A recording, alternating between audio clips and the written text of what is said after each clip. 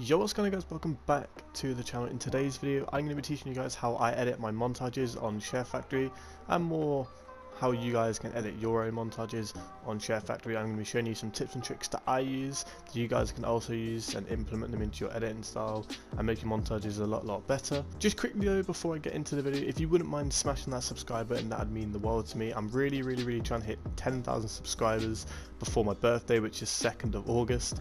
I know it's very much impossible, but if any help towards that would be absolutely fantastic. But if we can hit that, then I will do something absolutely crazy for a video that you guys could probably choose. But yeah, if you are new to this channel and this video has helped you, it would mean the world to me if you guys could subscribe. Anyways, without further ado, let's just get on with the video. So one of the first things I do, or the first thing I do, is before I add any clips, I'm going to be using the clips that my friend Fusion sent me. You know, I edited for him. I'm going to use some of the clips that he sent me. I'm sure he won't mind. I mean, I'm not going to like make this a montage. But yeah, the first thing I do before I do anything is I do this. But yeah, the first thing I do is I go to the first clip that I'm going to be using. I press add screenshot, go solid color, and what I do is I press square, go to settings, and then change the color to black. Then after you do that, you want to go X, add transition, go to dissolves, fade through color, and then you press square, go to trim clip, and put it all the way to the left so it's as short as it possibly can be. What this does is add like a little fade rather than having the clip just appear, and I personally think it looks so much more nicer with the little fade, and it allows your music to fade in as well. I mean, let's say I just add, you know, a song. So let's say we faded this song in for 3 seconds. It looks nicer. The next thing that you guys want to do before you do any editing is very simply just syncing all the clips. Now let's say obviously you have all the clips that you're going to be using, you want to be syncing them. I'm going to take this clip for example because weirdly enough it is pretty much perfectly synced, and I'm just going to show you what it looks like.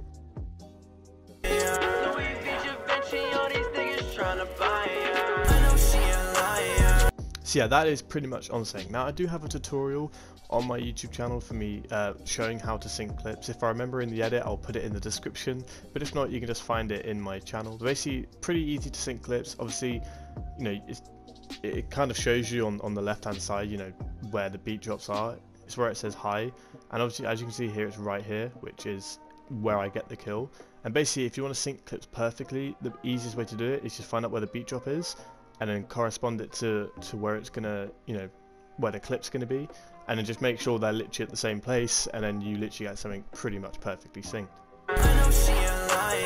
So yeah, you want to make sure you do this for every single clip, and after you've done that is when you can start doing editing.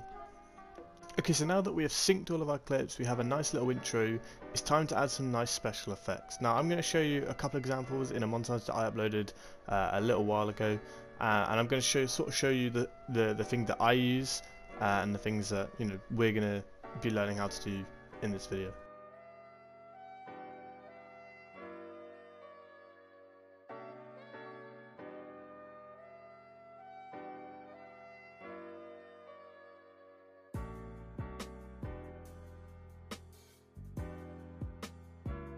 So yeah, I'm going to teach you guys how to do that right now.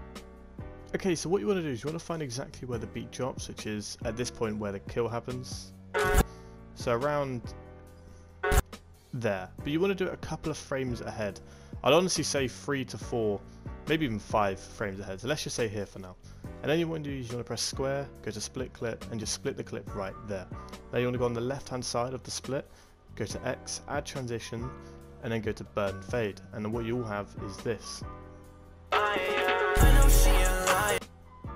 Now you can actually leave it as red if you would like, but if you're going to go for a normal flash and you just want it to be plain white, you press square, edit transition, transition settings, go down to the bottom, square, and then go to white, and then you have this. So it looks quite cool. I like to use blue. For some reason I think blue looks really cool, but that's just my personal preference. This obviously comes down to your own creativity and what you want. I'll show you what blue looks like now.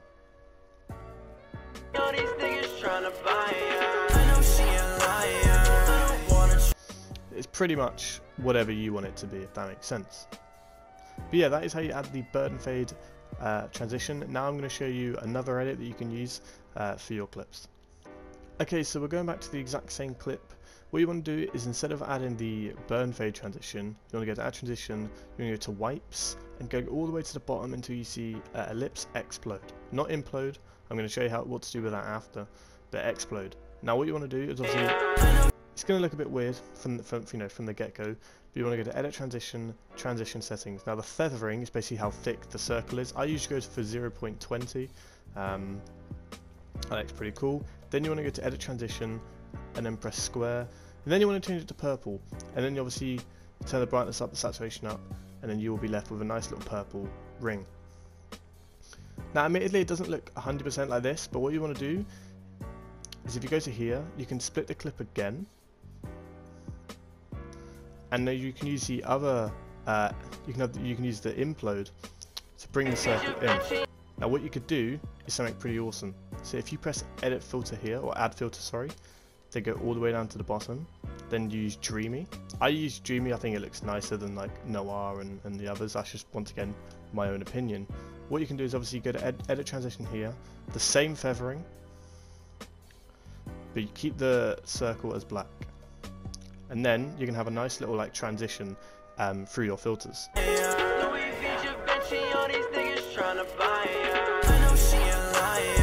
And boom, that is how you do the shockwave effect, and that is my own little twist. I mean, I say my own little twist, I'm sure other Sharefactory YouTubers have used this, but this is something that I've been using recently and I quite like it.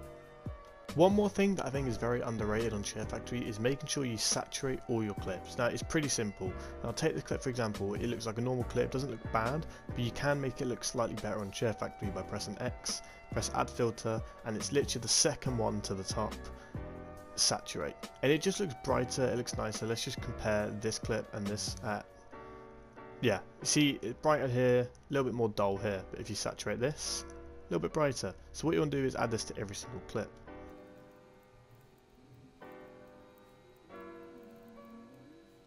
Then after you've done that, you would just want to save the project as a video. So what you do is press circle, and it's the top right, save video and exit.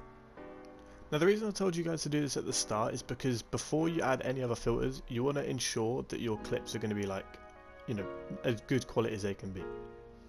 So these are already nice and bright. I mean, if you wanted to oversaturate, you could literally go and do the exact same thing, but that's when it starts to look a little bit ridiculous, so I would avoid not doing that. But yeah, basically you're going to be adding a lot of filters, I'm sure, for your montages. I mean, like the one that I told you with the dreamy one. So you want it to have it all saturated before you do all that, because it's going to be quite weird towards the end of your montage when you're trying to saturate everything. And it's nice to get it all saturated in one go, so you don't have to worry about it later. Anyways, I hope you guys have enjoyed, and I hope you guys have learned something from this video. If I have helped you in any way, shape or form, then please make sure to smash that subscribe button, as well as dropping a like. If we can hit 70 likes in this video, I'll do another one. But yeah, anyways, thanks so much for watching, take care, and I will see you guys in the next video. Goodbye.